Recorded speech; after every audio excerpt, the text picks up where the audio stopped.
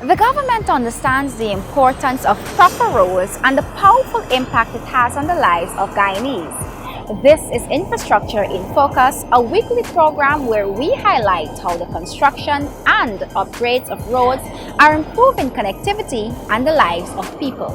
We begin our program by telling you that major roadworks are ongoing in Region 1 to provide residents with improved roadways.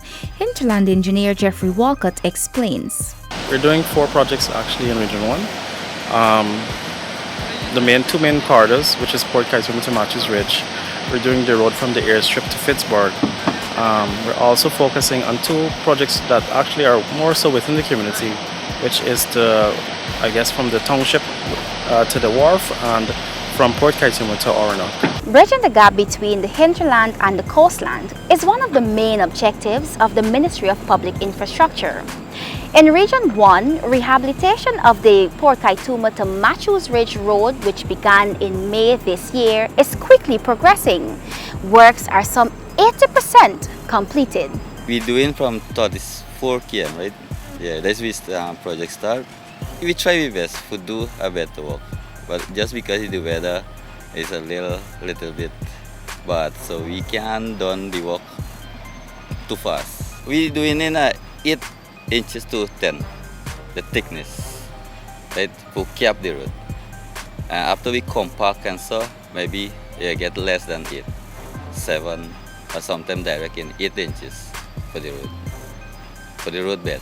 We still got 8 more kilometers for capping. Yeah, we expect like maybe 3 more weeks. These works were awarded to International Import and Supplies for some $334 million. Works are expected to complete before the end of 2017.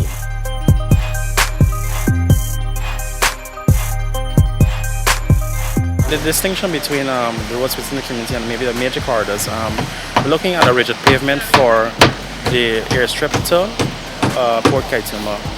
But within the communities, we're going to be maintaining the all-weather roads, which is basically an unpaved surface. Works have commenced, but not at any significant scale. I'd say maybe close to around 10%, if you have to look at the overall percentage. With all of the new infrastructure that we're doing, we're asking that the residents be the custodians of the roads and protect them and use them responsibly. This means that you need to be protective of the weights that are being traversed on the road, how heavy machinery is moving up and down. Over in Mabaruma, the ministry is constructing rigid pavements which are expected to last some 20 years, Walcott said. This is one of our ongoing projects. It is basically a rigid pavement that is going to basically start from the Comac Wharf and terminate right here at the junction. A rigid pavement is basically a concrete slab that is supposed to function as the roadway. The reason why we've opted for some of the outlying areas is because it requires very low maintenance and it's more suited for the heavy loads that you often find in a lot of the interior regions. We just have 2 projects on stream, with the 3rd one coming on very shortly to continue the roadworks. We would have completed the airstrip road, at least from the airstrip leading towards into the township. This is the 2nd project, and the 3rd project is basically a continuation from where we left off. The residents in Region 1 are appreciative and excited for the infrastructural developments in their region. Here is what some of them had to say. Since the road has been rehabilitated, so far we've been getting ease from some stress such as like hardship with the bad road. Sometimes when we left from fast after go to Port Kaituma, sometimes we take 3 to 4 hours at them time. But right now we check in like 20 minutes and 25 minutes. Before time, we used to still walk, in normal thing, through the mud, but we accustomed to that. But we vote for this, and this is what we're looking for betterment for our children and our grandchildren, so that that when they grow up they would see what the government is doing for us. The road was in a terrible state, and transportation from here to Matthews Ridge used to take like 6-7 hours. 2.5. Most people traverse the road on a daily basis, business-wise, so the improvement would be of great benefit to them, as well as the drivers. They would be saving on their spare parts. The infrastructure which is being done now in Region 1, which was lacking for a number of years. Having seen this in place, it's a relief, and I feel so comfortable of having these programs being executed.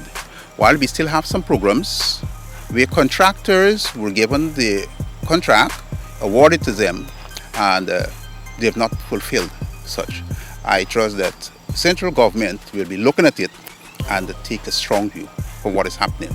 But for the contractors that are working, what work have been completed and which is still ongoing, residents feel so comfortable that they keep calling me, thanking government for what is happening. And I must say thanks for the initiative of public infrastructure, of taking the initiative that doing all our main roads and not leaving it to the RDC.